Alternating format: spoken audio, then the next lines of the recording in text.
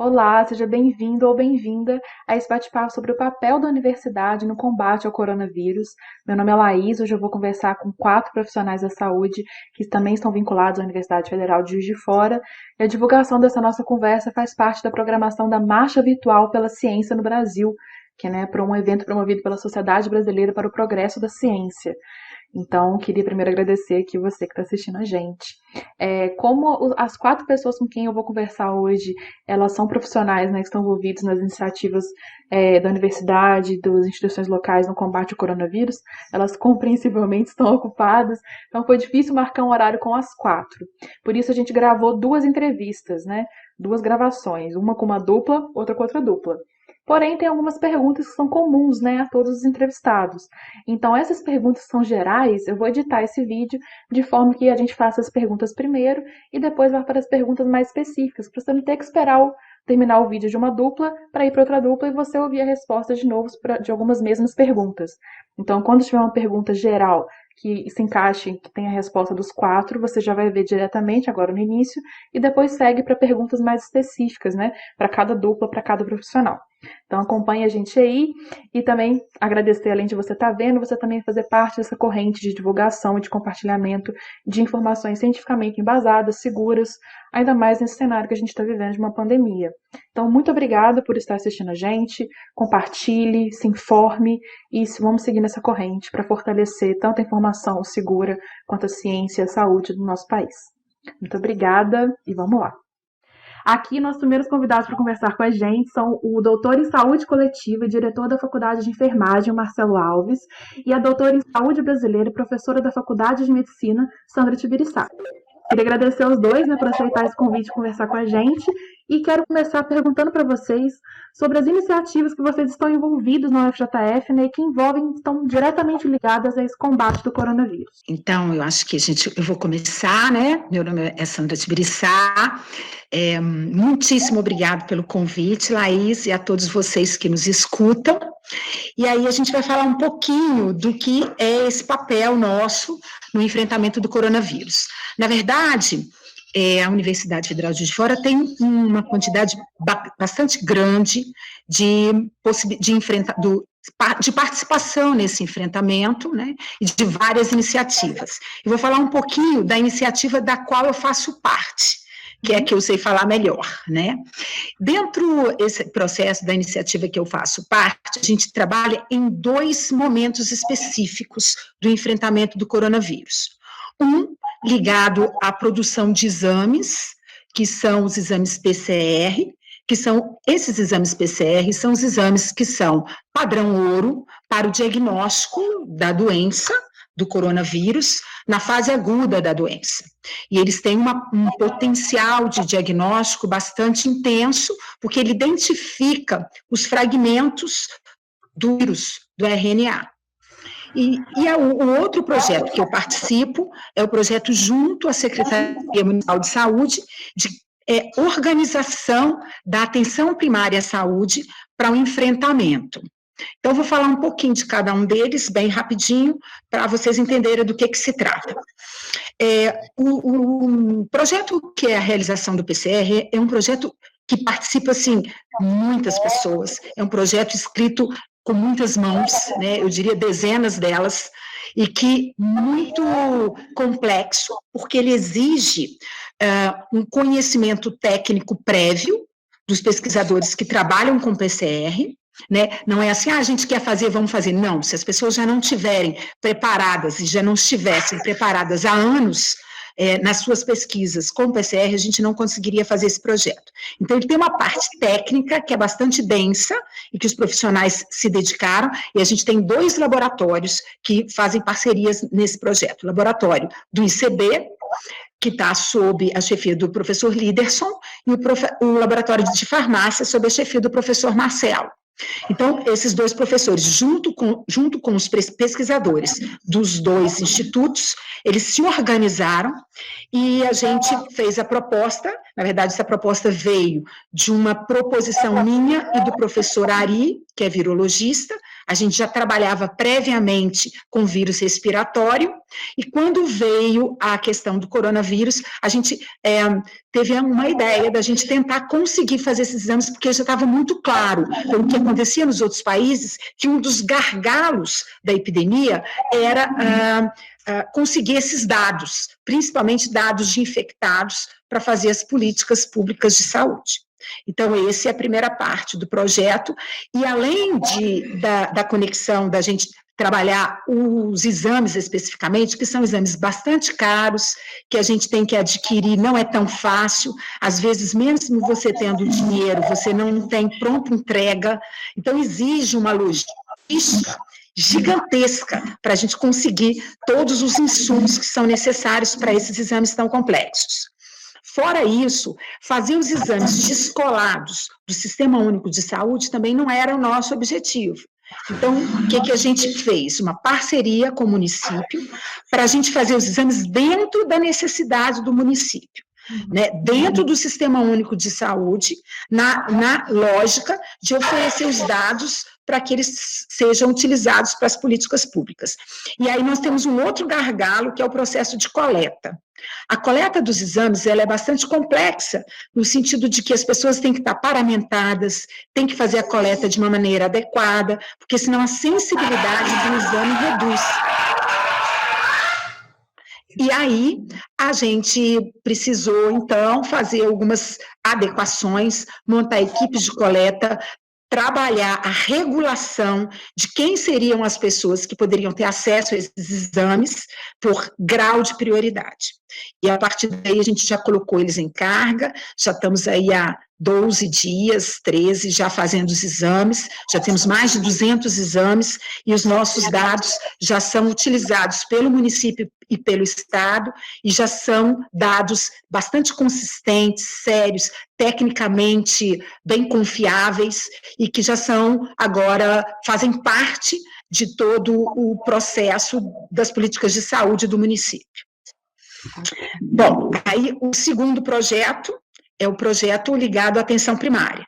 Esse foi um projeto, assim, que eu tenho um prazer enorme de fazer, porque eu trabalho com atenção primária há 13 anos, com os estudantes da Faculdade de Medicina, que estão inseridos na atenção primária, nas unidades básicas de saúde. Então, esse projeto eu já conheço os médicos, os profissionais de saúde da atenção primária, e aí ele foi quase que naturalmente, eu pulei para dentro dele e disse assim, eu quero fazer esse projeto, porque esse projeto é a minha cara, é o que eu mais tenho prazer de fazer em termos de trabalho junto com o Sistema Único de Saúde. Então, a gente fez toda uma reestruturação da atenção primária, capacitamos os 115 médicos, os 450 agentes comunitários e todos os supervisores das 63 unidades básicas de saúde. Junto com isso, a gente conseguiu doações para equipar essas unidades com oxímetro de pulso, termômetro e EPIs, para que eles trabalhem com qualidade. E mantivemos também o matriciamento dessas pessoas. Então, a gente se reúne com esses médicos 2 vezes por semana, com especialistas, para esclarecer as dúvidas deles em relação ao manejo dos pacientes com Covid na atenção primária. Então, é um pouco geral, é isso que a gente tem feito. Beleza, muito obrigada.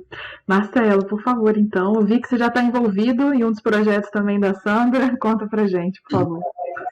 Então, gente, boa tarde a todos, eu quero agradecer muito o convite, né, de estar aqui participando, e eu não estou diretamente envolvido, assim, eu como enfermeiro, diretamente, em uma proposta, porque faço parte do grupo de risco, não posso ficar me expondo, mas eu tenho trabalhado muito nos bastidores, como gestor da Faculdade de Enfermagem, envolvendo a enfermagem, que é uma profissão que historicamente sempre fez essa prática social. Quer dizer, se você for olhar todas as pandemias, as epidemias no mundo afora, ao longo da história, a enfermagem sempre estava lá, muito presente, né? Eu estava lendo uma reportagem muito bonita sobre a questão da gripe espanhola, né? Em 1918, o quanto que a enfermagem foi até homenageada na época pelo trabalho que ela desenvolveu.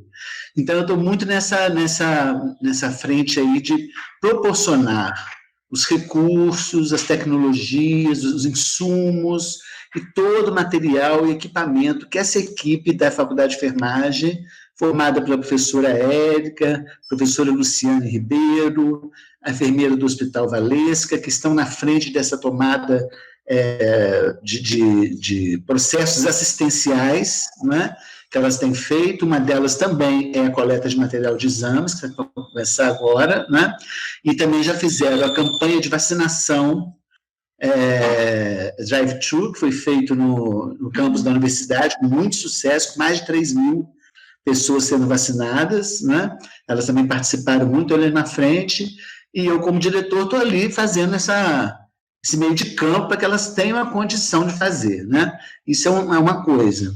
Outra coisa é que, como diretor também, eu estou sempre muito junto do Conselho da Administração Superior, colaborando com as tomadas de decisão, né, com tudo que eles precisem de apoio, não só de mim como enfermeiro, mas também como gestor da faculdade.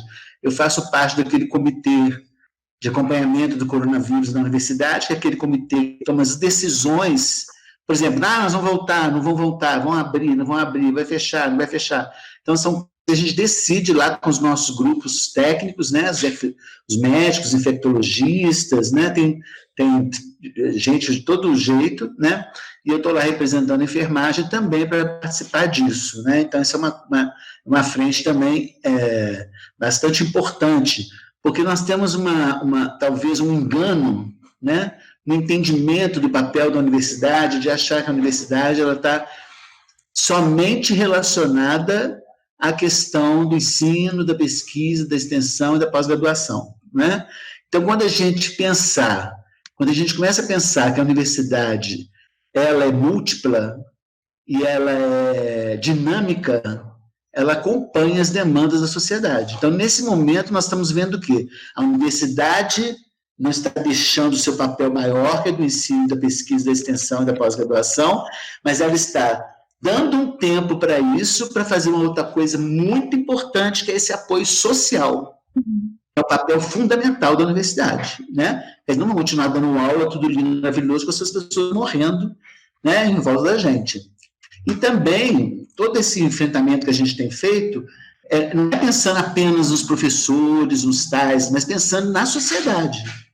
Por exemplo, a universidade é palco de muitas agendas de diversão, de caminhada, de atividade física, que a gente teve que suspender, né, por conta de proteger as pessoas, ampliar mais o rigor, o isolamento social. Então, tudo isso são medidas que a gente tem tomado frente disso. Então, a universidade ela está, nesse momento, assim, na minha opinião, num papel muito importante de visibilidade junto à sociedade, para a sociedade entender o tanto que ela é importante, como a professora Sandra colocou os projetos que ela está, né, participando, tanto que ela é importante, muito além até só do que o ensino, a extensão e a pesquisa, né? Quer dizer, a gente faz muitas outras coisas, né? Quando falar, nós estamos trabalhando remotamente, né? Todo mundo acha que a gente está em casa, olhando no computador, tem 1000 coisas, né, para fazer, 1000 decisões para se tomar, 1000 questões burocráticas que a universidade continua como instituição e ela tem que rodar, né? Então, é isso que a gente tem feito bastante. E lá na faculdade, cumprindo mais uma vez o nosso papel, né, que a enfermagem é uma profissão que nasce aí com essa lógica positivista, e agora a gente vem trazendo uma enfermagem mais interacionista, né, que tem uma colocação maior nesse posicionamento social, né, nessa relação não apenas da saúde coletiva, mas também na saúde individual, né? Então, nós temos tendo esse cuidado também de avançar muito na enfermagem como ciência, como disciplina e como uma prática que vem para ajudar na reabilitação, né, e principalmente nesse momento na promoção e na prevenção, né, que é uma coisa também que a gente já faz historicamente. Então esse é o grande jogo, né, que nós estamos fazendo, como diz o Foucault, né, é a grande cena de cura que nós estamos fazendo lá na faculdade, junto com outras unidades, unidade de medicina, fisioterapia, tantas outras que são colaboradoras, todas e até também são protagonistas de ações, fazendo exatamente esse papel, de criar outras possibilidades de atuação da universidade, para que a gente possa juntos superar esse momento difícil, né, e voltarmos novamente a fazer aquele primeiro papel para o qual a universidade foi construída, né, e pensada. Então, gente, a gente vai continuar aqui, vai dar uma continuidade nessa nossa conversa. Os nossos convidados agora são o doutor em pneumologia e professor da Faculdade de Medicina da UFJF, Júlio Abreu, e o médico infectologista do Hospital Universitário, Rodrigo Souza. Queria primeiro agradecer a vocês dois por toparem, né, esse convite para participar desse bate-papo. E já queria emendar com uma pergunta sobre as iniciativas que estão vinculadas à UFJF e estão aí atuando no combate ao coronavírus. Vai, Rodrigo. Boa noite, Larissa. Obrigado pelo convite. Boa noite. Essa o Rodrigo responde. Beleza. São várias iniciativas, assim, são várias frentes diferentes, e eu fico até com medo agora de esquecer alguma. Pode, se você quiser falar que você está diretamente envolvido para facilitar. Principalmente porque, às vezes, principalmente com o governador Valadares, que eu não tenho muito contato. Mas existem várias iniciativas, como o Hospital Universitário, que eu fico dentro do Hospital Universitário, ele tem uma área específica para pacientes suspeitos de coronavírus. Ele montou leitos com suporte para UTI, montou leitos para enfermaria, deixou a enfermaria exclusiva, isolou toda a enfermaria, fez uma estrutura muito legal. Garantiu equipamento de proteção para todos os funcionários. Estamos trabalhando diariamente com reuniões todos os dias para discutir qualquer problema que aparece. Mas, além disso, a universidade, tanto no laboratório do ICB quanto no laboratório da Faculdade de Farmácia, estão disponibilizando testes de PCR, que é o exame mais indicado para o diagnóstico de pacientes sintomáticos com o coronavírus. Uhum. Esses exames mudaram todo o cenário e, inclusive, desde ontem, o exame não precisa mais ser confirmado pela FUNED.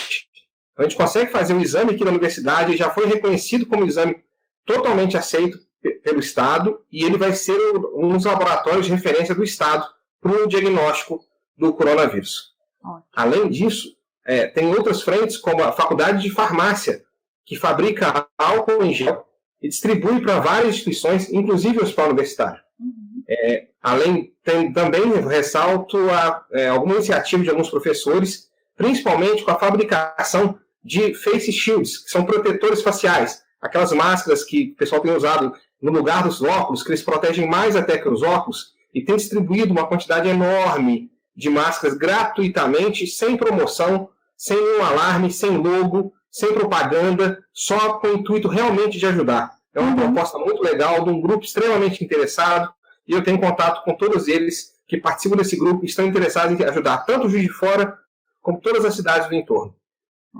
A faculdade tem disponibilizado telefones para tirar dúvidas sobre o coronavírus. Então são iniciativas assim, que eu fiquei preocupado, porque assim, eu fiquei enumerando todas elas, e são várias e várias, e todas as propostas que levando até hoje para o reitor e para a pró-reitora, para a vice-reitora, todos dois analisaram sempre com muito cuidado, e sempre que possível eles têm atendido essas demandas. Então a gente tem conseguido muitas coisas legais, vários projetos interessantes, e eu acho que a universidade tem feito seu papel. Ótimo, beleza. Vou complementar aqui, aproveitando isso que o Rodrigo falou, né, que ele já tinha falado que ele ia esquecer de alguma coisa. Então, uma coisa só para a gente um vai lembrando de alguma outra coisa que o outro esquece. A gente tem uma participação muito importante também, que é do Departamento de Estatística, que está um dos professores que estão à frente disso, é o Fernando Colugatti, em que ele está fornecendo justamente uma análise para a gente de como que está sendo o crescimento da doença em Juiz de Fora, fazendo uma análise de acompanhamento em relação às projeções e o que está acontecendo do ponto de vista real e o que a gente está adotando como medidas novas, né? Como foi o caso agora, que foi uma luta que eu particularmente travei desde o início, né, que foi do uso das máscaras por todos, e a gente vai começar a ter nessa curva aqui, amanhã sai uma nota técnica do grupo da estatística, falando de como é que está a evolução da doença na cidade, mas a gente considera que ainda a gente não vai ter o reflexo ainda do uso das máscaras, mas que na próxima, daqui a 15 dias, a gente já vai ter, porque hoje a gente já está vendo que praticamente 95% da população de Juiz de Fora já está usando as máscaras. Então a gente já deve ter um reflexo, e o Fernando Colugatti e o grupo da estatística, então, é também uma participação da universidade nesse projeto da Covid em Juiz de Fora. Ótimo. A gente está gravando esse programa aqui numa quarta-feira, né, dia 6. Então, essa nota técnica deve ir ao ar amanhã, na quinta-feira, dia 7. A nota técnica sai amanhã, dia 7 de maio, com os dados dos 15 dias prévios, né? Sempre quando a gente fala de Covid e de observação, a gente tem que ter pelo menos os 15 dias, né? Que é o período que corresponde a esse período de quarentena que a gente tem de observação, né? Quando você teve um contato com a doença, você vai precisar de 14 dias, é o tempo para você poder ver se vai evoluir a doença, ou se a doença vai se desenvolver ou não. Então, 14 dias é um tempo médio para a gente ter observação de novas medidas que venham a ser tomadas. Se você sair, por exemplo, do isolamento, você vai saber daqui a 14 dias. Se você entrar no isolamento, você vai saber depois de 14 dias. Nunca a coisa é imediata, sempre a gente precisa de um tempo. E aí eu queria aproveitar também para perguntar para vocês, porque esse nosso bate-papo faz parte da programação da Marcha Virtual pela Ciência, né, que é uma iniciativa aí, organizada pela Sociedade Brasileira para o Progresso da Ciência. Então, eu queria falar com vocês, ainda mais nesse cenário atual que a gente está de pandemia, como que vocês avaliam a importância do investimento, né, na ciência, na saúde, na tecnologia, no momento que a gente está atualmente? Eu acho que isso é fundamental, né? E isso está mostrando, inclusive, esse investimento na questão pública está se mostrando como diversos países vêm reagindo. Então, todo mundo pensa que Estados Unidos sempre é referência, né? E o investimento em saúde pública nos Estados Unidos está bem abaixo do que seria proporcional ao país que é considerado o país mais rico do mundo, né? Disputando essa posição com a China. E a gente está vendo como que os Estados Unidos estão se saindo. Se você pegar um outro extremo, que é Taiwan, que é um país que tem uma população, obviamente, muito menor do que os Estados Unidos, mas que tem um sistema de saúde super bem estruturado do ponto de vista de saúde pública, a gente vai ver como que Taiwan se saiu e como que os Estados Unidos estão se saindo. E o que a gente está vendo agora, né, muitas vezes, é um reflexo, né, da situação do baixo investimento crônico na saúde pública e na ciência do ponto de vista público. A gente está vendo agora, está colhendo uma série de repercussões de uma maneira que a gente tem que se mobilizar de uma maneira absurda, né? E alguns estados que já vinham refletindo isso de uma maneira mais intensa, como o estado do Rio de Janeiro, a gente vê a situação caótica em que ele está vivendo agora. Nós tivemos oportunidade com outros surtos de coronavírus graves também, que existiam propostas de vacinas para serem pesquisadas. E como não havia um apelo comercial mais, todos esses investimentos para essa vacina contra o coronavírus, eles foram abortados, até mesmo em países desenvolvidos. Se tivesse investido, tivesse feito uma primeira vacina, adaptar uma primeira vacina para um tipo de vírus igual, só que um pouquinho alterado, era muito mais fácil do que criar uma vacina nova. A gente vê isso muito comum com a influenza. Uhum. Então, não ter investido nisso no momento adequado, a gente está sofrendo agora os resultados. Se a gente tivesse agora, talvez em poucos meses, talvez hoje já teria uma vacina pronta, já tivesse uma vacina já pesquisada e uma vacina segura, talvez com pequenas adaptações. Então, essa falta de investimento mostra claramente aí. Então, a gente tem vários e vários reflexos dessa falta de investimento. E além dessa questão de responsabilidade social, que o Marcelo traz tão bem, que é da universidade, junto com a questão da responsabilidade social, a gente tem essa responsabilidade tecnológica, né? Que todo esse conhecimento que a gente desenvolveu durante anos, que foi agregado, que é o conhecimento de bancada, mas é o conhecimento de política de saúde, mas é o conhecimento de como transitar na rede de atenção, de como conhecer o sistema de saúde único do Brasil, lutar por ele, a gente está conseguindo colocar isso tudo em prática no meio do caos, que é uma pandemia. Então, a gente consegue entender que a universidade ela tem esse papel, que muitas vezes ele não é visto, e que a gente coloca todos esses recursos tecnológicos e recursos humanos, que a gente chama de tecnologia leve, né? Tem a tecnologia dura de equipamento e tem a tecnologia leve, que é do conhecimento, que é da articulação, que é do trabalho, que é o trabalho intelectual, de ajudar a agregar, intersetorial, que a gente consegue fazer por conta de tudo que a gente vem desenvolvendo ao longo dos anos na universidade. Eu não acho que você conseguiria fazer isso do nada se já não tivesse todo um potencial sendo desenvolvido ao longo desse tempo todo. E aí esse trabalho que a gente vem fazendo, né, e vem fazendo em parcerias, né, você vê que a enfermagem, a gente participou muito ativamente na campanha de vacina dos idosos, e eu queria lembrar isso, no momento em que você já estava no meio da pandemia, e que a gente precisava de criar uma estratégia para vacinar os idosos, de maneira que eles não se contaminassem com o coronavírus. Então, foi, assim, um trabalho super bacana, articulado, do pessoal da enfermagem, e eles estão agora também, professora Érica, professora Valessa, nos ajudando, quer dizer, que são trabalhos que eles fazem uma interseção, eles não são trabalhos descolados, são trabalhos que eles se conectam todo o tempo. Por exemplo, um dos gargalos do nosso processo era a coleta de material, que precisa de uma equipe especializada, paramentada, que saiba fazer, entregar no laboratório, e os enfermeiros, eles se ofereceram para fazer isso, que é um trabalho de risco, né? A pessoa se coloca em risco quando ela vai fazer uma coleta. Obviamente que ela está paramentada, que ela está com equipamentos de altíssima proteção, mas não deixa de ser um risco, né? E eles, gentilmente, essa coisa da enfermagem é muito forte mesmo, né? É comovente, eles colocar à disposição para fazer esse tipo de coleta, diminuindo um gargalo nosso, que era a chegada das amostras, que são coletadas no domicílio do Sistema Único de Saúde. Eu fico tão orgulhosa disso, de ver o SUS funcionando melhor, muitas vezes, do que o sistema privado. E eu fico pensando que, no meio de uma pandemia dessa, a gente está dando um exemplo real de como é que o SUS pode funcionar bem, articulados, 3 níveis de atenção, de forma interprofissional, tem médico, tem enfermeiro, tem biólogo, tem pesquisador de ponta, tem o cara lá da estatística, todo mundo conectado, em função do nosso principal objetivo, que é a saúde das populações. Afinal de contas, as universidades, elas existem por conta de desenvolver a melhor qualidade de vida e a saúde das populações, não é verdade? Então, a gente está conseguindo fazer isso de forma articulada com o Sistema Único de Saúde e oferecendo um produto que quase ninguém tem, nem no privado, entendeu? A custo nenhum.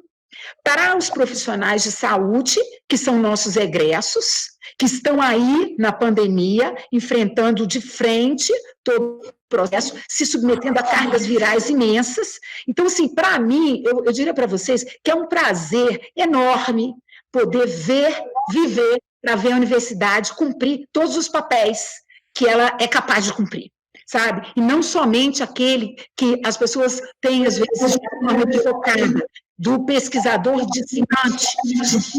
distante daquilo que a gente pode fazer de melhor, que é o que a gente está fazendo. Então, eu penso assim que em toda situação de fragilidade social e de escassez, como a que nós estamos vivendo nesse momento, várias formas de escassez, as instituições se obrigam a olhar para dentro de si mesmas e verem o seu papel, reverem o seu papel. E é exatamente isso que está acontecendo com as universidades públicas, principalmente, né? A gente tem que olhar para dentro da gente e ver, peraí, o que mais que eu tenho para oferecer nesse negócio todo que está acontecendo, não é? Então, não dá mais para mim pensar só naquele quadradinho que eu estava, né? Não que ele não seja importante, ele é muito importante, porque, como a professora Sandra colocou, ele forma os profissionais, e a gente forma profissional para o SUS, acreditando nesse sistema maravilhoso, né, que a gente tem, e que a gente deveria cada vez apoiar mais, né, e estar mais presente junto dele. Mas eu vejo assim, que nesse momento, principalmente em relação a um tópico específico, que é o poder institucional, eu penso que num momento como esse, de crise, a gente tem uma noção muito melhor de como o nosso poder é pequeno, dentro do conjunto de tecnologias, de saberes, de conhecimentos, de práticas, que nós desenvolvemos aí nos últimos, vou supor, no nascimento da clínica até hoje, uns 300 anos, né, vamos pôr assim, segundo Foucault, nós vamos pensando como que o nosso poder é frágil para um bichinho que a gente nem conhecia, e ele apareceu, e ele matou todo mundo, está aí, né, revisando com as nossas vidas e mexendo com esses biopoderes, mexendo com o poder institucional, né, mexendo com as formas de vida e de expressar a vida.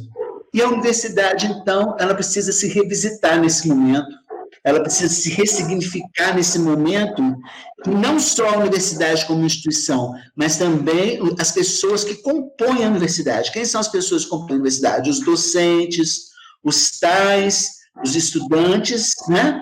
A gente precisa entender, não, eu sou servidor público, Então, o meu ponto aqui agora não é mais só isso, né? Eu tenho agora um compromisso de salvar a vida, que não é o primeiro papel da universidade, né? Aí o aluno vai pensar, não, mas peraí, tem meu estágio lá, outro dia eu estava falando até sobre isso numa reunião, eu tenho meu estágio lá, mas peraí, nesse momento eu tenho que priorizar aquilo que a universidade está precisando, né? E entender que eu estou aqui ocupando uma cadeira numa universidade pública, que é pago com dinheiro público, e que esse público está precisando da minha ajuda, está precisando do meu empenho, está precisando do meu... Esse entendimento eu acho que é muito importante, que vai criar, Laís, aquela situação de solidariedade social, que é fundamental para que a sociedade entenda quem é a universidade. Quer dizer, todo mundo pode falar o que quiser da universidade, mas todo mundo quer fazer o PISM e o Enem. Porque ela que é aquele que alavanca o progresso, né? Ela que faz as mudanças, as transformações, mesmo que depois elas mudem mais tarde na prática, mas acontece primeiro na academia, porque ela é a unidade pensante, formadora de opinião, de tecnologia dura e pesada, como a professora Sandra colocou. Tá? Então, assim, eu penso que nós, como universidades, nós seremos muito melhores do que já somos, tá? Depois desse evento, quando esse evento assentar, né? E a gente puder fazer uma avaliação, e aí a gente vai ver isso, e o quanto que a gente fez, tá? Eu estava falando isso outro dia também. A gente está fazendo muita coisa legal, a gente está fazendo muita coisa boa, e esse fazer o legal, nem sempre é ir lá botar a mão, tá entendendo? Uhum. São o conjunto da interrupção, como a professora Sandra colocou, das interações entre os campos de saber, as áreas, e que vão fazer que amanhã, por exemplo, a gente possa revisitar a questão interdisciplinar e multiprofissional, porque agora está dando certo. Olha quanta coisa interdisciplinar e multiprofissional que a gente está fazendo. Nesse momento de escassez, não tem outro jeito, nós temos que dar a mão e fazer, né? Então, eu penso que esse é o grande aprendizado que nós vamos ter, e a sociedade também vai ter esse aprendizado, porque ela vai entender que a universidade não é um lugar só de quadro negro, de professor dando aula, é um lugar de construção de vida. Eu acho que vai ficar esse exemplo aí para todos nós. E ontem, no caso, terça-feira, dia 5, foi anunciado aqui que o Juiz de Fora decidiu por aderir ao programa Minas Consciente, né, que é um conjunto de protocolos definidos pelo governo do Estado para possibilitar a volta das atividades de determinados setores produtivos, né, dependendo do monitoramento constante dos casos de coronavírus. Aí queria saber de vocês como vocês avaliam o impacto dessa abertura gradual. A questão que a gente sabe é que a doença está impactando as economias de uma maneira global, né? Então, o mundo todo está sendo tremendamente impactado pela doença, pelas medidas que impõem isolamento, principalmente fechamento de comércio, né? Fechamento de várias atividades autônomas. Então, todo mundo está extremamente ansioso para voltar. Eu acho que isso é mais do que natural. A gente sabe também que as medidas que são restritivas de controle populacional, elas têm um tempo de validade. Depois disso, a coisa começa a fugir pelos dedos. Então, eu acho que se um plano bem elaborado é melhor do que uma fuga total. Mas eu acho que a única coisa que eu teria um pouco mais de cuidado foi aquela questão que eu te falei, que a gente está, em Juiz de Fora, ainda num crescimento logarítmico. Eu gostaria de ter pelo menos mais uma semana, 15 dias de observação para a gente poder sair do isolamento social. Embora que eu estive fazendo uma análise do que são essas ondas, e essa primeira onda, que é a fase verde da onda, a maior parte das atividades que eles estão liberando, a gente já tem várias dessas atividades liberadas.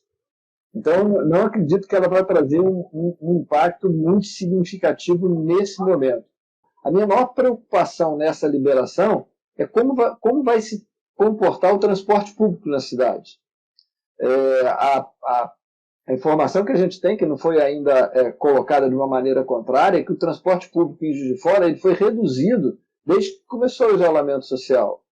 E o que os países que estão voltando agora do isolamento social, estão saindo do isolamento social, como Espanha, França, parte dos Estados Unidos, uma das coisas que mais preocupa eles é como manter o distanciamento de 2 metros dentro do transporte público.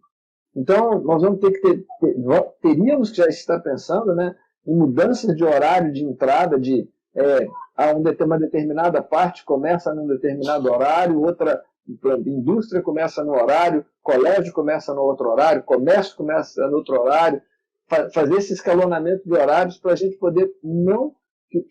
Eu acredito que o grande ponto de contaminação que nós vamos ter, a partir desse momento que a gente começar a liberar a volta, vai ser no transporte público, que é um ambiente de maior aglomeração. O vírus ele se transmite por via respiratória, a melhor situação para ele é a aglomeração. Né? Você tem muita gente provavelmente doente, ambiente fechado, está começando o inverno, a tendência dos ônibus ficarem mais fechados.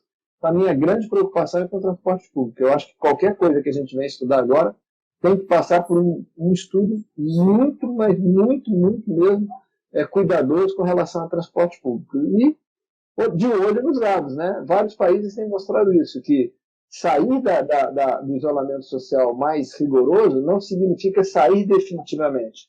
Pode ser necessário, em algumas situações, voltar.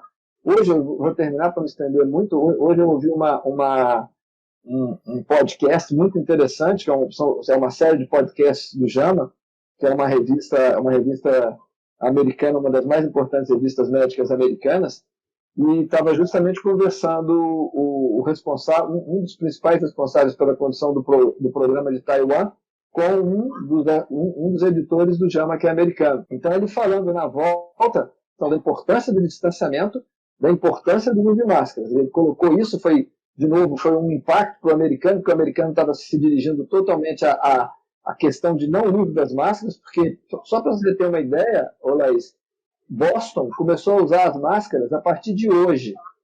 Hoje nós estamos no dia 6 de maio, correto? Sim. 6 de maio. Boston adotou as máscaras hoje.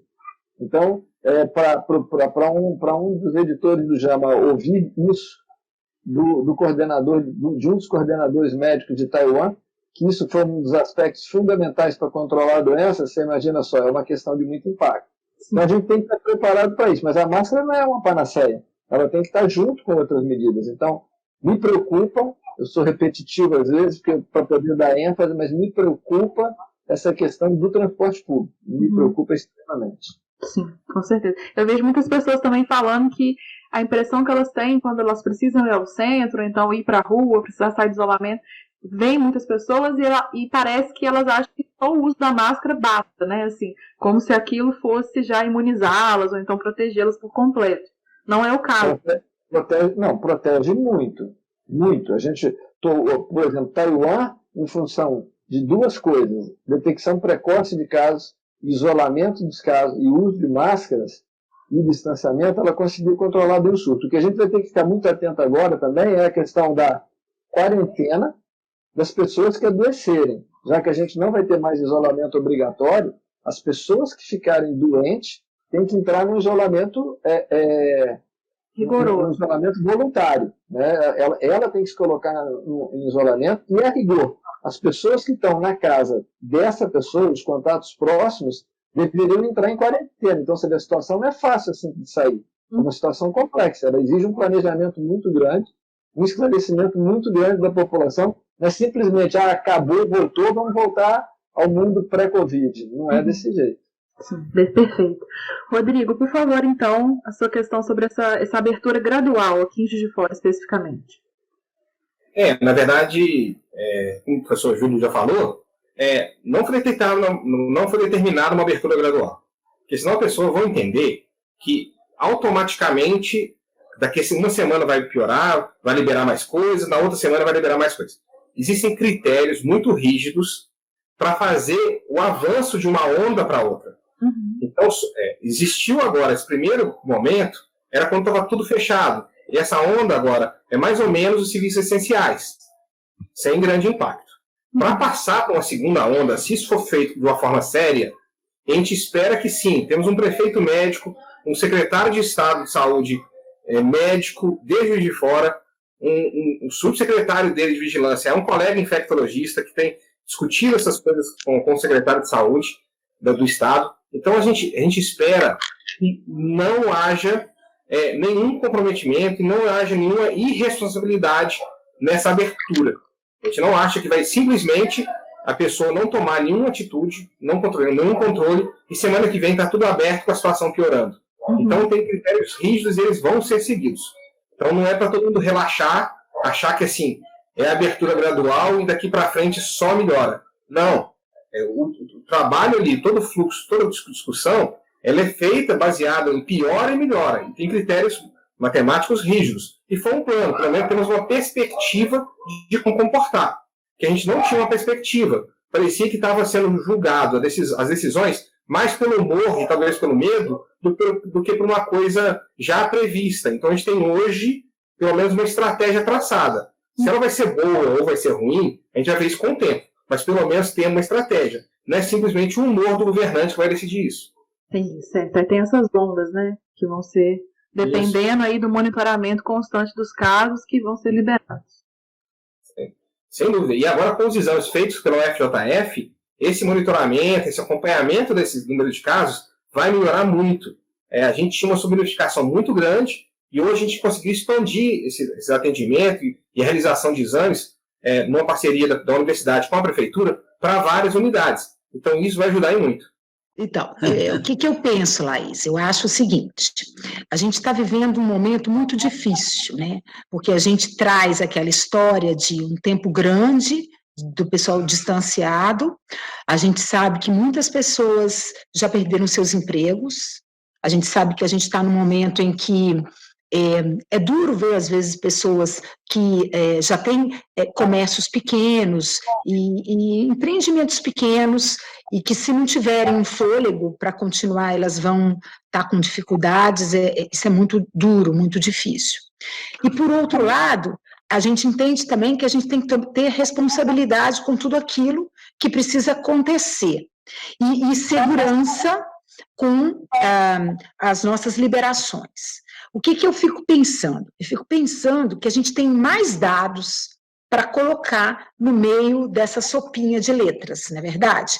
A gente utiliza muitos os dados da atenção terciária, que é a quantidade de leitos, se eles estão ocupados ou não, e tal. Mas a gente tem mais dados. A gente tem dados da atenção primária, que poderiam ser utilizados nessa circunstância. Quantos desses idosos que nós já temos, todos catalogados, como é que eles estão?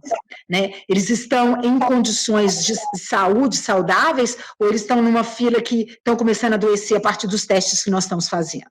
Então, é uma resposta que a gente precisa acrescentar em todas as outras. A gente precisa ver também os dados da atenção da urgência e emergência. Quantas pessoas estão em uso de oxigênio nos serviços de urgência e emergência, que esses dados também podem ser utilizados para pensar nesses processos de retorno. Então, eu fico pensando que eu entendo perfeitamente, eu fico, assim, me sentindo, às vezes, constrangida de estar na pele de um gestor que tem que tomar essa decisão, porque, de um lado, ele tem que pensar na saúde da população, do outro lado, ele tem que pensar na economia do município, e cada município tem um perfil completamente diferente do outro. Tem municípios que são mais municípios de indústria, tem municípios que são mais de comércio, enfim. Do outro lado, são essas mesmas pessoas que pagam seus impostos para o município ter os seus recursos para pagar os seus funcionários, enfim. Parece uma roda denteada, né? E um círculo vicioso que um vai complicando o outro. O que eu acho que falta nesse momento? Eu acho que falta colocar mais dados. Eu acho que falta esses dados da atenção primária, que eu acho que não estão sendo utilizados. Tá? O que é que a gente está atendendo? Quais são os nossos vulneráveis, que são os que dão mais medo? Como é que eles estão? Como é que estão os profissionais de saúde? O quanto deles estão adoecendo? E hoje a gente não pode falar que a gente não tem mais dados, porque a universidade está gerando esses dados. Né? Então, eu queria que mais estatísticos, mais pessoas buscassem mais dados além desses que estão aí. Os outros países, por exemplo, a Coreia do Sul, Singapura, Eu nem sei se eles têm atenção primária, mas a gente tem. A gente pode buscar as coisas aqui, para poder colocar nessa salada toda e poder ver, assim, a gente pode abrir ou não pode. E eu não tenho a menor pretensão de que se vai abrir e ficar aberto, né? Você pode abrir e ter que fechar, depois abrir de novo e ter que fechar. Isso não é uma epidemia, uma pandemia que vai durar 2 meses, gente. Isso vai durar muitos meses. E aí, até a vacina chegar, a gente vai ter que proteger os nossos vulneráveis. E eu me pergunto, quanto tempo que a gente vai ficar, assim, sem discutir essas idas e vindas e como essas idas e vindas devem ser feitas? Pensando que você pode ter que abrir e depois fechar de novo. Agora, sem a gente trabalhar isso de forma artesanal, coisa que nós não sabemos fazer. Até porque, historicamente, nós geramos dados, mas não fazemos nada com eles, não é verdade? Então, a gente vai ter que pegar e fazer alguma coisa com esses dados. E eu fico pensando que a gente tem que ter mais elementos para poder sustentar essas aberturas e esses fechamentos que eu acho que vão vir pela frente. É isso que eu penso. Então, a minha área de prática, né, dos últimos 30 anos na enfermagem é a psiquiatria, né? Depois a saúde mental, né? Como linha de cuidado da saúde. Então, a minha formação foi muito voltada para a área das ciências sociais, né? Filosofia, sociologia, antropologia. Eu fico pensando que um pouco do medo que eu tenho, disso que a Sandra colocou, do vindas e idas, abre, fecha, essa coisa toda que nós estamos vivendo, entendendo também, como ela colocou, o papel do gestor, que não deve ser fácil, porque também você não pode deixar o município falir, não é? As pessoas precisam comer, se alimentar, né? Tem toda uma... E nós também, inclusive, né? Dependemos do nosso município estar acordado para a gente poder fazer as coisas que a gente precisa, né? Mas a minha tristeza é de que nos últimos 50 anos o nosso país, isso para não falar muito longe, tá? Vou citar os 50 anos. O nosso país não valorizou a educação. Então, gente, eu penso o seguinte, o nosso medo hoje de abrir ou não abrir é porque nós temos uma sociedade, eu vou citar o Paulo Freire, nós temos uma sociedade fechada, uma sociedade despreparada, infelizmente, que teve uma formação colonial ibérica, acostumada a receber as coisas prontas, não é? Sem muito senso crítico, isso eu estou colocando eu junto, tá? Somos nós, nós sociedade. Uhum. Nós somos gestados como sociedade dessa maneira. Então, mesmo ainda com as coisas fechadas, eu fico andando às vezes na rua, porque eu tenho que sair, hoje mesmo tive que ir na universidade, e fico vendo como parece que não está acontecendo nada, porque o volume de pessoas está muito acima daquilo que a gente esperava que acontecesse, com tanta coisa ruim que as pessoas estão vendo, né? Então, quer dizer, a capacidade crítica das pessoas de fazer um julgamento de vida e de morte, e fazer, às vezes, uma escolha que não é uma boa escolha no sentido do prazer, do contato social, que é o que todos nós abrimos mão nesse momento, né? Não é o que a gente está vendo, né? E sem contar também o absurdo que está sendo essa questão do ajuda emergencial do governo, com essa desorganização que está acontecendo, que está fazendo aglomeração nas filas dos bancos, né? A gente fala, você passa na porta da caixa, está 300 mil pessoas lá, todo mundo sem máscara, né? Então, quer dizer, isso é uma coisa muito séria, né? E comprova para a gente, a Sandra falou da atenção primária, né, Sandra?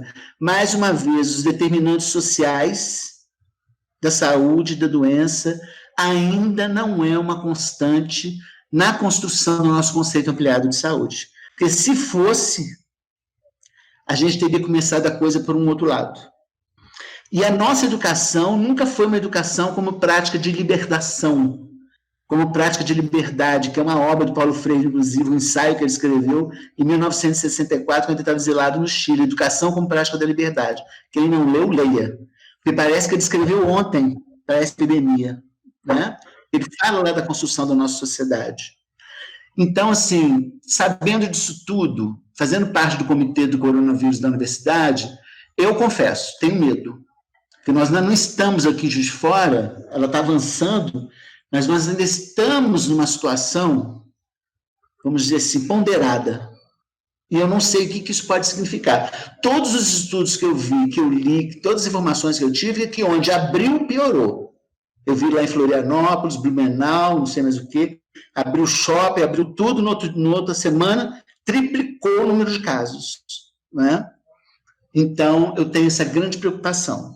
Eu penso que um dos papéis que nós vamos ter que debruçar, Sandra, nos nossos projetos, a Sandra, que é muito inovadora, está sempre com vários projetos novos e tudo, na área da formação profissional, é incluir essa questão desses determinantes, a superação desses determinantes, e não só mexer com aquilo que é normal e patológico, mas mexer com os determinantes, que é com isso que a gente trabalha mais, né? Nesse momento, a epidemia está mostrando isso para a gente, né? A gente não sabe muito lidar com isso. Senão não tinha essa aglomeração na porta de banco, tinha tomado uma outra atitude. Sabe? Então, meu medo é disso, de quem nós somos e que atitude nós vamos tomar caso essas aberturas venham de uma forma que vá propagar ainda mais esse vírus e piorar a nossa condição sanitária. E aí, só complementando essa sua fala, viu, Marcelo, é muito importante, e eu me preocupo que a gente vai ter que se reinventar, porque me preocupa muito que se a gente não criar uma estratégia para esse retorno, infelizmente, ele vai acontecer da pior maneira possível. Então, a gente precisa de começar a discutir como é que a gente vai orientar, quais são as orientações que vão ser dadas, como é que a gente vai envolver a comunicação, como que a gente vai poder, quais outros dados a gente vai utilizar, porque, infelizmente, por mais que você esteja completamente certo em tudo que você está dizendo, o que a gente está vendo é que vai acontecer. E se a gente não criar e direcionar esse retorno, nós vamos perder o bonde, entendeu? Querendo que fosse de outro jeito. E aí eu acho que agora a gente tem que olhar para frente, se reinventar e dizer assim, o que a gente pode fazer para fazer isso da melhor maneira possível. Eu queria saber de vocês como que está a situação aqui em Juiz de Fora, como que vocês conseguem resumir esse cenário?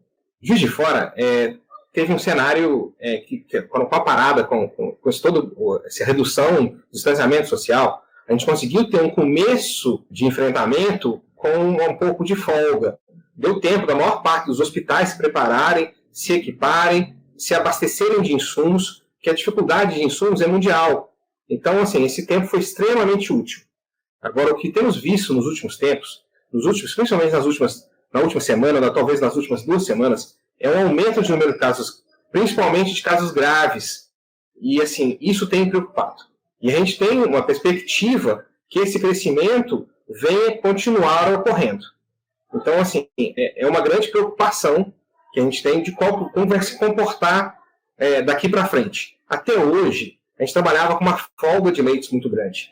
Existiam unidades de UTI reservadas para coronavírus que só tinham 2 pacientes.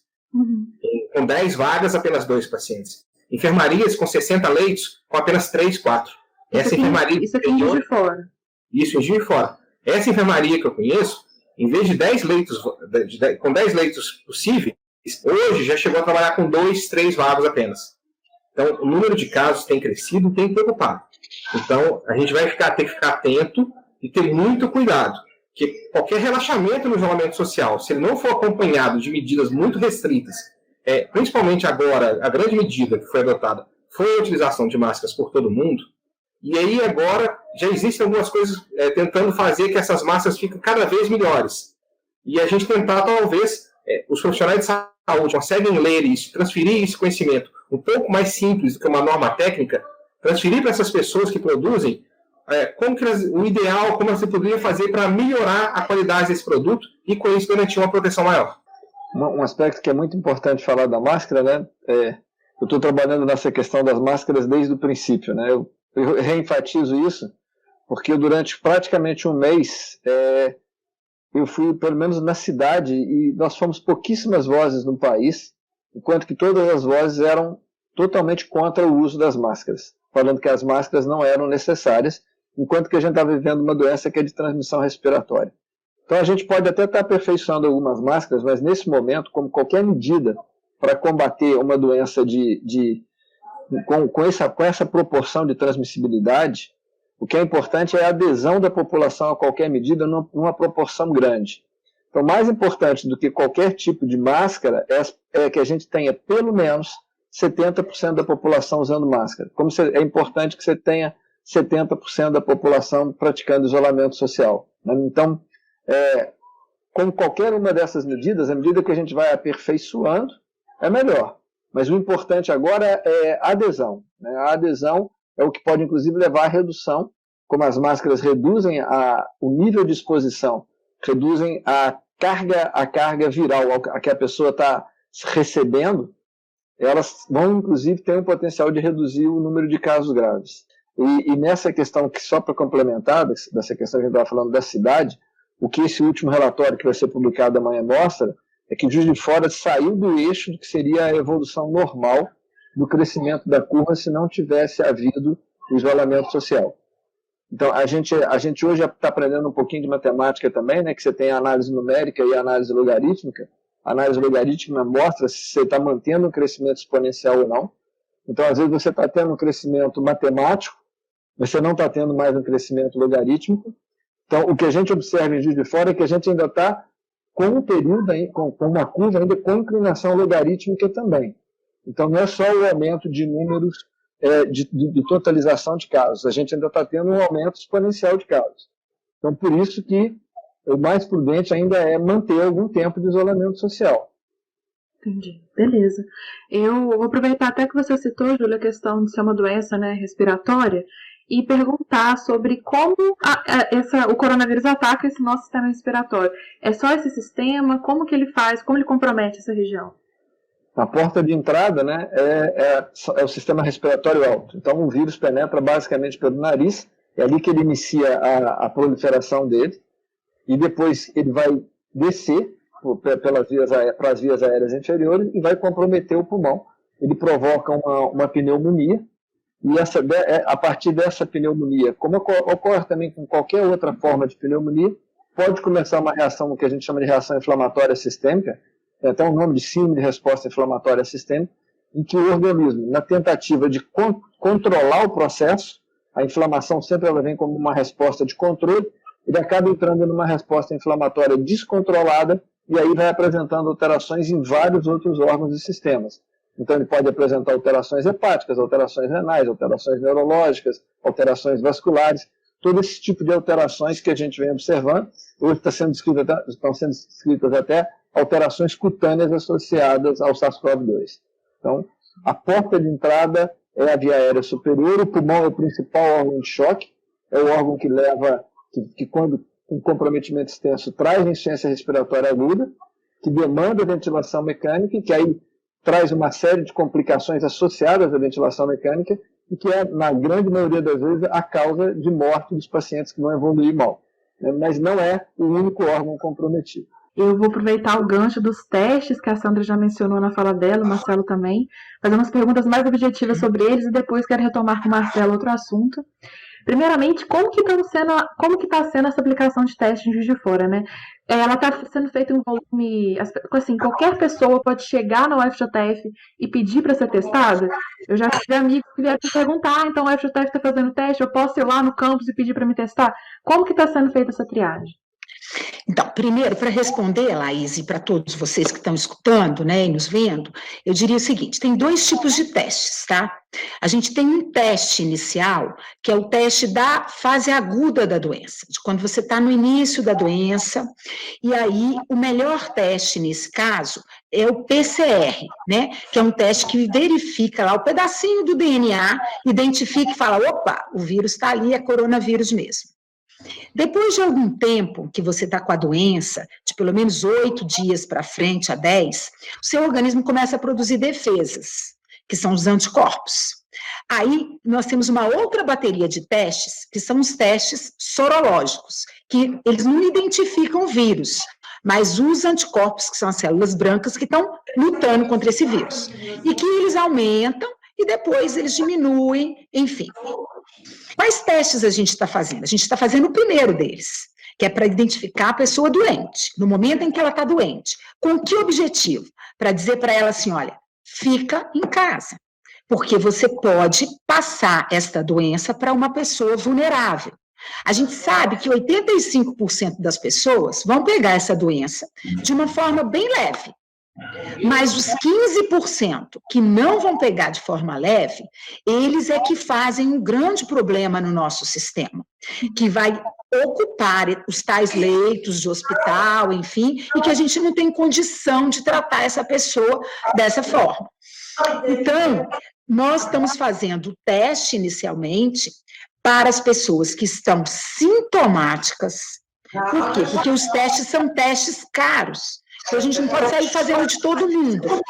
E são testes que devem ser feitos em populações específicas, que a gente definiu anteriormente quem são. Então, quem é essa população? Inicialmente, a gente tem prioridade 1, que é a prioridade de pessoas que são os profissionais de saúde, são as pessoas internadas nos hospitais, são os hospitais que têm um leito, que é chamado leito COVID, que são os leitos que pactuaram com o município, são as pessoas em situação de vulnerabilidade, que nós definimos acima de 65 anos, os diabéticos descompensados, hipertensos descompensados, obesos, e as pessoas que são as pessoas que trabalham nos serviços essenciais. Né? E aí essas pessoas sintomáticas, elas são testadas. Então, não adianta a pessoa ir na universidade fazer o teste, ela não vai conseguir. Até porque você precisa de de passar por um exame específico, né? Você precisa de ter uma coleta específica. E lá a gente não tem essa coleta específica, tá certo? Então, o que a gente faz? As pessoas que vão fazer os testes, elas vão nas unidades básicas de saúde, os médicos de família, eles falam, essa pessoa está adequada a fazer o teste. Nossas equipes, envolvendo as enfermeiras, que a gente acabou de falar, vão lá no domicílio, coletam. E aí os exames vão para a universidade. Então, não é quem quer, é quem precisa, porque é um teste caro, não adianta fazer de todo mundo, que senão você queima financeiramente um teste e não vai trazer nenhuma informação extra para a gente trabalhar com esses testes, tá certo? Agora, se a gente descobre uma área específica, por exemplo, a gente tem um grupo de idosos, a gente vai entender por que aquele grupo de idosos está infectado. Eles estão numa instituição de longa permanência, eles moram no mesmo domicílio, ou seja, o teste pelo teste, ele não é a grande importância. A importância é o que você faz com o resultado do teste. Qual é a medida que o município vai tomar? Porque a pessoa fala assim, tem que ter teste. Tem que ter teste para quê? Se a gente não conseguir isolar a pessoa dentro de casa e criar estratégias para impedir a expansão da doença, nós não estamos fazendo teste para nada. Né? Então, o motivo de fazer os testes é para a gente trabalhar com o sistema de saúde, oferecer esses testes para o sistema de saúde e ajudá-los a pensar o que a gente vai fazer com esses resultados. Por exemplo, você tem um grupo de profissionais que está dando positivo num determinado serviço. Aí você diz, opa, vamos isolar esses profissionais e vamos ver quem foi que eles atenderam, porque podem ter contaminado aquelas pessoas, entendeu? Então, os testes, eles têm uma função, não é fazer por fazer. E o mais importante, as pessoas que são recomendadas a ficar no domicílio, é importante que elas fiquem. Por quê? Que elas fiquem. Por quê? Porque senão elas vão contar aos outros. E se pega um vulnerável, e um grande número de vulneráveis, o nosso sistema não dá conta de atendê-los todos. Porque o problema não é só a gravidade do coronavírus, é a gente ter equipamentos para atender. Vamos imaginar que uma pessoa pegue a doença, fique grave. Mas se você tem um leito com uma quantidade X de profissionais, sem sobrecarga, você consegue fazer um bom atendimento. E ele pode sair da UTI e ficar muito bem. O problema é quando chegam muitas pessoas doentes ao mesmo tempo, com poucos profissionais para atender. Então, a gente tem que começar agora, tentar, é o que a gente fala, que é tentar alongar a curva, distribuir ao longo dos meses as pessoas que vão ficarem doentes, para que elas possam ser atendidas de uma maneira qualificada dentro do sistema. Beleza, Sandra, obrigada. E, Marcelo, professora, eu queria perguntar para você também, porque nessa última semana a gente teve notícias de protestos, né, aqui no país, feitos por enfermeiros em homenagem a colegas que pegaram e faleceram por conta do coronavírus. E saiu uma reportagem do El País que apontou que o Brasil já perdeu mais profissionais de enfermagem por causa do coronavírus, mais do que a Itália e a Espanha juntas. Então, eu queria perguntar para você como que acontece esse contato, interação de enfermeiros com pacientes, por que eles estão expostos a essa vulnerabilidade? Uhum. Então, mas a nossa profissão, né, de enfermagem, ela é uma profissão que a gente diz de 24 horas, né? Essa é a primeira característica dela. Principalmente no cenário hospitalar e na alta complexidade, a enfermagem está presente lá 24 horas, massivamente. Quer dizer, não é um enfermeiro e um técnico, é uma equipe completa, que vai ter um enfermeiro, um técnico, né, ou 2 auxiliares em cada setor, em cada andar. Então, se você for pensar assim, nós temos um contingente de pessoal muito grande, tá? A gente tem visto que nós somos praticamente a segunda força de trabalho no Brasil. A gente só perde para os metalúrgicos. Então, isso é um peso muito grande que acontece em relação à nossa profissão, porque a gente está ali 24 horas. Então, a nossa exposição, pensa bem você, sendo enfermeira, numa unidade de terapia intensiva com 8 pacientes com coronavírus, né? Você está ali em um plantão de 12 horas exposta o tempo todo, mesmo com os aparatos de proteção individual, né? Mas você está exposta naquele ambiente de risco. Enquanto outros profissionais vêm, faz uma coisa, vai embora, faz um procedimento, vai embora, colhe um sangue, vai embora. Não, a equipe de enfermagem está ali o tempo todo, nas 24 horas. Tem a equipe do dia, tem a equipe da noite. Então, isso já é uma coisa que já pesa por si só, né, na qualificação e no estilo, no tipo do nosso processo de trabalho. Outra coisa muito importante, que é até uma conceituação dos marxistas, nem a minha, que eu sou fenomenólogo, mas uma coisa muito interessante que eu gosto de lembrar é que a enfermagem é uma profissão que ela não pode acumular o trabalho dela. Acho que eu até falei isso numa live outro dia. Ela não pode acumular o trabalho. Eu não posso chegar lá hoje no CTI e falar com os pacientes do Covid-19. Olha só, gente, eu vou dar 10 banhos em cada um hoje, e a semana que vem eu volto e dou mais 10. E aí todo mundo tomou banho a semana toda. Isso é uma coisa impossível de eu fazer na enfermagem, né? Porque a ação da enfermagem ela está diretamente relacionada à demanda existencial do sujeito. Então, se ele está limpo, ele não precisa de banho. Se ele sujou, ele precisa do banho imediato. Isso é uma outra questão, tá? Que também complica para o nosso lado. Porque eu não posso adiantar nada no meu trabalho. Né? Eu, como professor, eu posso chegar numa turma e falar assim para a turma, gente, é o seguinte, eu vou tirar férias agora em novembro, então, o mês de novembro, todinho as aulas, eu vou condensar tudo em 4 dias e a gente termina a disciplina. Se a turma concordar, o chefe concordar, e o professor não for muito doido, a gente consegue fazer isso, né? E a gente encerra a disciplina. No trabalho da enfermagem, a gente não consegue fazer isso. Outra situação, para a gente entender o porquê desse risco tão grande, né, é que o nosso trabalho também ele se esgota no momento em que ele é produzido. Tá? Tem trabalhos que você faz o trabalho e ele permanece por um determinado tempo. O nosso trabalho, a maioria deles, dos processos, ele se esgota no momento que é produzido. Por exemplo, eu acabo de fazer higiene num paciente, deixo ele limpinho, cheirosinho, né, faço tudo com ele direitinho. Na hora que eu vou chegar na porta da enfermaria para ir embora e dar tchau para ele, ele fez essas suas necessidades fisiológicas. O que eu vou ter que fazer? Eu vou ter que voltar com o meu carrinho e dar o banho todo de novo nele. Né? Então, são complicadores que são específicos do nosso trabalho, que vai gerar, veja bem, uma permanência, que a gente chama de horas de enfermagem, uma permanência constante do profissional de enfermagem ao lado do seu cliente, do seu usuário.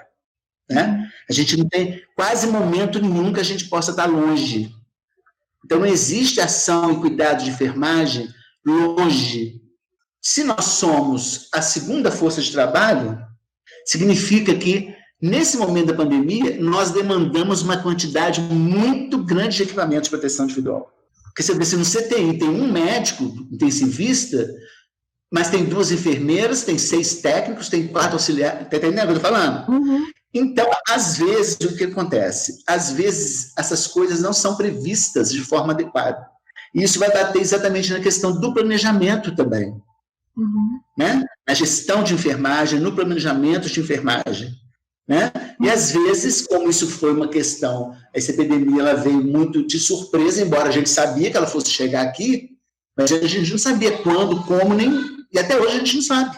Então, isso está batendo muito forte na questão de fragilização do profissional. E, além disso tudo, Thaís, tem também a questão emocional dos profissionais. Sim. Porque ele tem família, ele tem filho, então ele também não sabe se ele está sendo vetor de levar essa doença para a família, para o filho, para a filha, para a mãe mais velha. Nem todo mundo tem condição de ficar em uma outra casa separada. E também, como a enfermagem tem essa longa permanência, ela tem que sair para almoçar, ela tem que sair para tomar um café. Os estudos já comprovaram, a hora que eles mais se contaminam é na hora que tira o paramento. Na hora que tira o paramento, que a enfermagem mais se contamina. Não é? Então, olha quantos elementos que estão envolvidos nisso. E agora, para finalizar minha fala, não vou me deter muito nisso, porque isso dá pano para manga, mas é claro, óbvio, que tem uma questão política muito grande envolvida nisso. Que apesar de nós sermos a maior força de trabalho dentro da saúde, nós ainda temos uma jornada de trabalho de 8 horas semanais, que é desumano. É absolutamente desumano você colocar uma pessoa para cuidar de outras pessoas 48 horas por semana, 40 horas por semana. Né?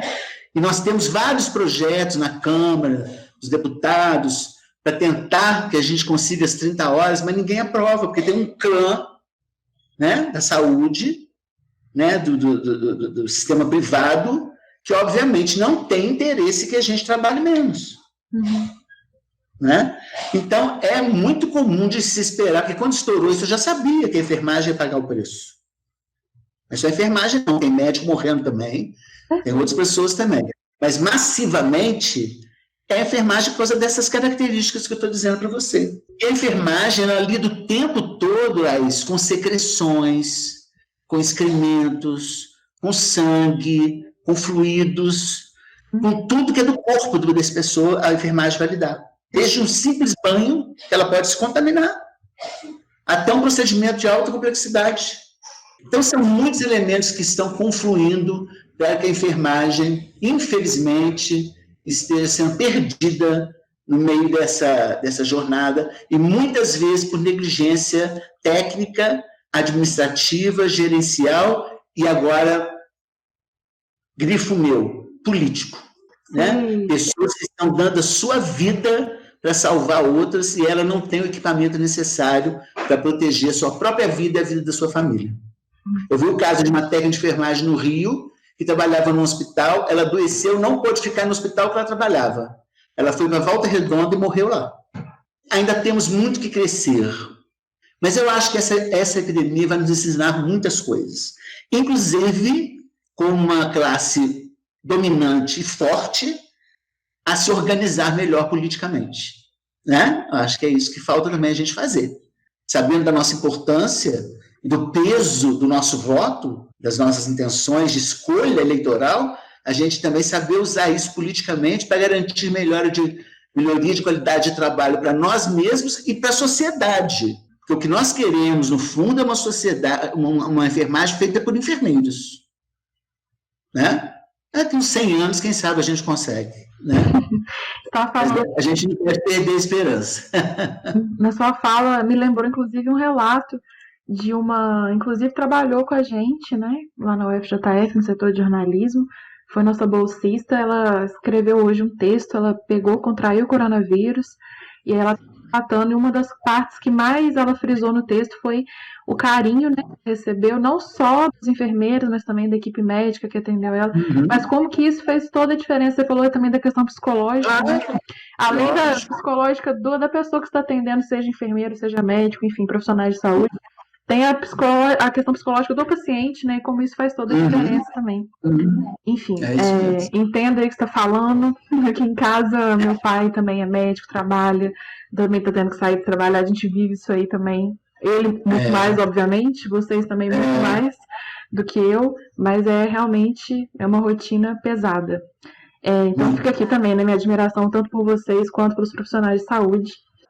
Aproveitar aqui e emendar uma pergunta que foi enviada para a gente nas redes sociais, que uma pessoa perguntou se uma pessoa com bacilo da tuberculose, entre aspas, não ativo, ela tem riscos maiores de se infectar pelo coronavírus? Muito provavelmente não. Essas perguntas são muito difíceis.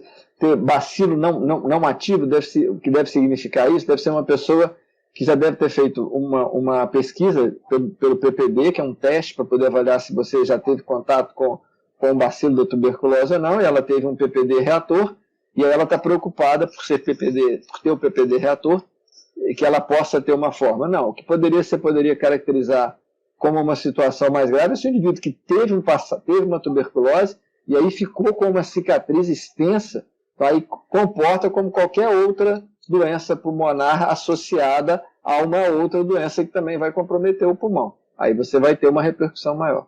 E aí também direcionando, tem mais 2 outras perguntas que foram enviadas pelas pessoas, vou direcionar para vocês dois. Uma delas Eu já respondi 2, agora são 2 para o Rodrigo. Beleza, democrático. Uma delas por que algumas pessoas infectadas apresentam apenas leves sintomas, né? Como que isso acontece? Como algumas ficam mais comprometidas e outras nem tanto?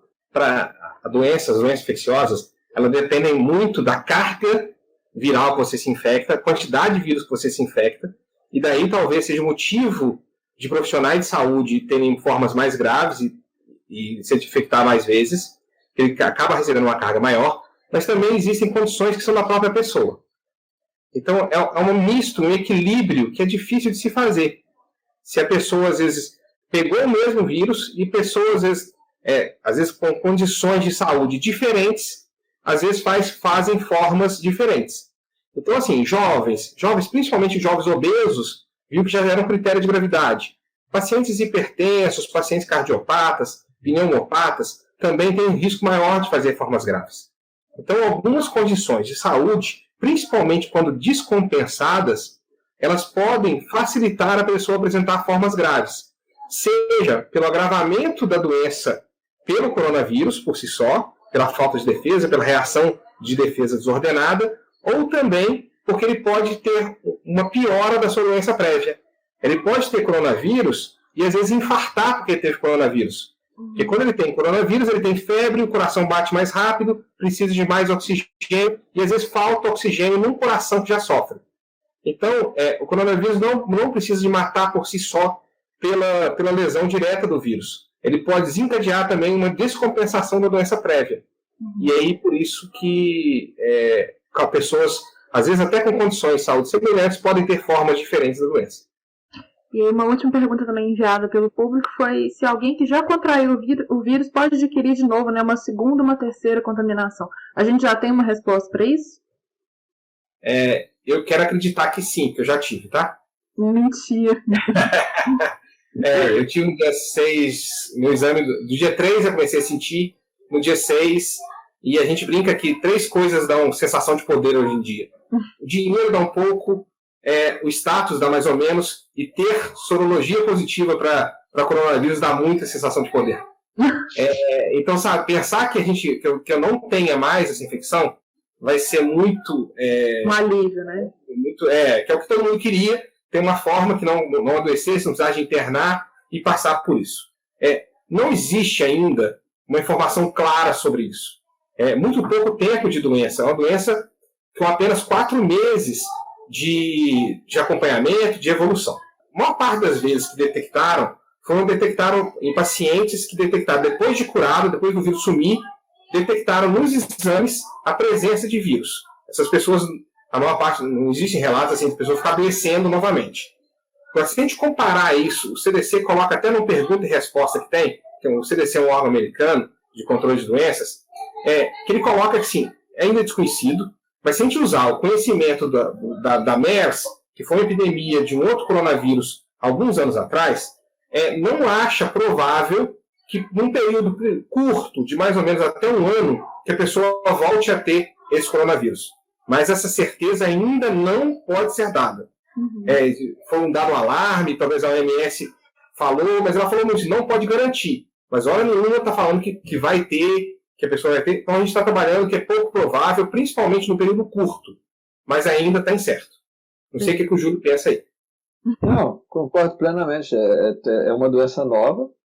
E é isso, a gente não sabe. O Rodrigo está premiado lá já com a proteção dele, né? Eu espero não precisar ser premiado com essa proteção. Eu prefiro ficar sem a proteção por enquanto. Eu queria agradecer a vocês dois. Muito obrigada. Não só por participar aqui do bate-papo, mas também pelo serviço que vocês estão prestando no combate ao coronavírus. Então, muito obrigada pela presença de vocês, por tirar esse tempo. Eu sei que é complicado. Então, muito obrigada pela presença, por tirar esse tempo. Agradeço muito, viu? Obrigado, Laís. Eu que agradeço. Tchau, tchau, Valeu, gente. Rodrigo. Um abraço. Tchau, tchau. Queria agradecer imensamente, Sandra, Marcelo, muito obrigada pela participação de vocês, não só aqui, mas também no enfrentamento ao coronavírus, né? Muito obrigada, agradeço a todos vocês, tá bom? Obrigada, muitíssimo obrigada, uma boa noite, né? Um bom trabalho para todos vocês. É isso. Obrigado também. Vamos cumprir nossas metas, né? Vamos fazer a nossa parte. Né? Tá bom, vamos fazer a nossa parte. Um abraço. Um grande Tchau, abraço, gente. Muito obrigada. Obrigada, Marcelo. Um abraço, hein? Até mais. Tchau, tchau.